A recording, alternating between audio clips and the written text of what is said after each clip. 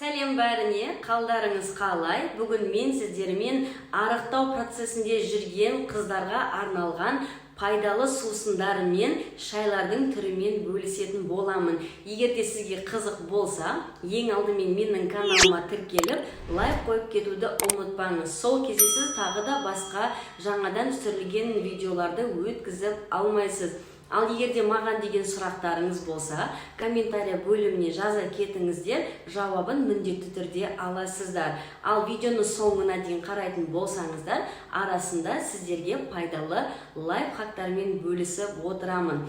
Ал енді біз өзімізге керекті пайдалы рецептке кірісейік. Бүгін біз сіздермен ең оңай және тез жасалынатын, ақшасы да өте арзан тұратын бір ингредиентпен неше түрлі сусындар мен шайлардың түрін жасап көретін боламыз. Осы біздің ингредиент негізінде арықтаудан бөлек, ол бет-келбетке және де тісіміздің ағаруына, тағы да шашымыздың жылтырап, жақсылап табиғи сұлулығына, тез қалпына келуіне үлкен септігін тигізеді. Ол не ингредиент десеңіздер, ең оңай, ең тез көмектесетін ол куркума. Естігендеріңіз бар шығар осы куркуманың пайдасы. Куркуманың құрамындағы дәрумендердің байлығы соншалықты біздің барлық организміміздағы керекті дәрумендерді тез қалпына келтіруге жақсы көмектеседі. Ал егер де сіз куркуманың пайдасы жайлы көп ақпарат білмейтін болсаңыз, видеоның астында описание бөліміне толығырақ ақпарат жазып өтемін. Сол жерден оқып, өзіңізге керек пайдалы ақпаратты біле жүріңіз. Ал қысқаша айта кеткенде, куркума біздің иммунитетті көтеруіне жақсы септігі тигізеді, бетіміздің ағарып, қара дақтарымыздың көбеймеуіне жақсы септігі тиеді. Одан бөлек тісті дәл менікіндей ағартып жүруге болады. Негізі мен куркуманы тіске өте жиі пайдаланамын. Себебі мен күнделікті таңертең кофе ішкен кезде тісімнің түсі өзгеруге жиі келіп тұрады. Сол себепті міндетті түрде мен куркумамен тісімді жуамын. Ол жайлы қазір толығырақ айтып көрсетіп өтемін. Ал енді қандай түрлі сусындарға қоссақ эффективный болады, яғни пайдасы тиетін көрейік.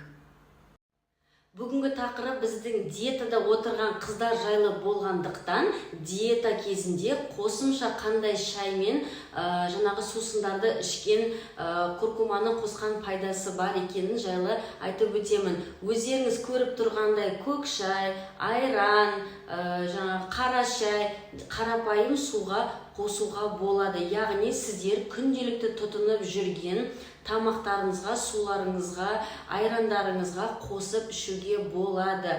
Мысалы ретінде таңертең тұрған кезде сіздер міндетті түрде бір стақан жылы су ішесіздер. Сол бір стақан жылы суға куркуманы көп емес, аз мөлшерде ғана қосасыздар, өйткені қышқылтып жібермеу қажет. Осы бір стақан куркума күні кешке дейін сіздің ағзаңыздың жаңағы біздің керек емес шлактардан тазартуына және иммунитетті көтеруіне жақсы. Одан бөлек, судан бөлек сіздер күніне 3-2 мезгіл міндетті түрде шай ішесіздер. Сол шай ішу кезінде міндетті түрде егер куркуманы шайға араластыруды әдет қылсаңыздар, еш өкінбейсіздер. Ол да дәл солай сіздің асқазаныңыздағы керек емес заттардың бәрін тазартып, жеген тамағыңызды қорытып, жиналған майдың жойылуына жақсы септігін тигізеді. Мысалы ретінде мен қазір көк шайды алдым. Осылай шайды қызарту кезінде дәл солай кішкене ғана куркума салып жібересіздер, болды. Күнделікті әр шай ішкен сайын жарты қасықтан да төмен куркума салсаңыздар, пайдасы өте көп. Міндетті түрде әр шай ішкен кезде оны әдетке айналдырыңыздар. Ал келесі, одан бөлек жаңағы диета кезінде сіздер кешке дейін міндетті түрде 2-3 сағат сайын міндетті түрде қосымша айран, не болмаса жаңағы шырындардың түр-түрін ішіп жүресіздер. Сол кезде міндетті түрде куркуманы ішіне бір қасық салып қоятын болсаңыз, дәл солай көмегін тигізеді. Және де оны ұмытпайсыз. Сол үшін мен мысалға ретінде осындай айранға бір ас қасық куркуманы салып қойып, кешке дейін жұмыстың арасында перекус жасап ішіп жүремін. Айранның негізінде өздеріңіз білесіздер, асқазанды қорытуына және де кішкене болсын тоқ жүруімізге көмектеседі. Сол үшін айранның ішіне салып ішкен өте пайдалы.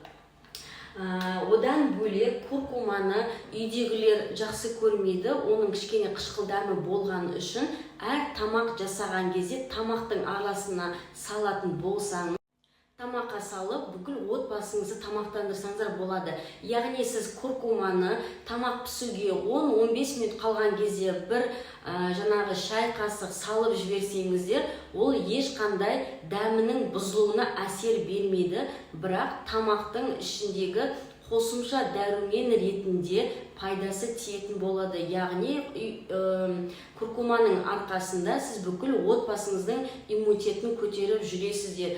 Куркуманы күнделікті көп рет пайдалана берсеңіз, ешқандай кері әсер бермейді және аллергия тудырмайды. Сол себепті бүкіл отбасымен пайдалануға болады. Негізі әр отбасы үйінде міндетті түрде куркума болу қажет.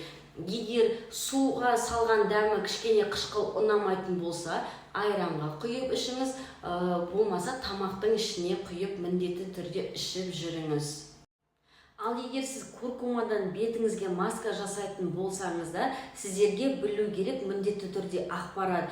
Куркуманы жасаған кезде 15 минуттан артық ұстамаңыз, және де мейлінше жатар алдында кешкісін ешқайда бармайтын кезде жасаған жөн. Себебі куркуманың өзінің түсі сары, қоңыр келгендіктен ол кішкене бетімізді бояйды. Бірақ 2 жуғанда жақсы түсі кетіп, жақсы өзіміздің бетін қалпына келтіреді. Сол себепті уайымдамаңыздар, бірақ мейлінше ешқайда бармайтын кезде жасаңыздар.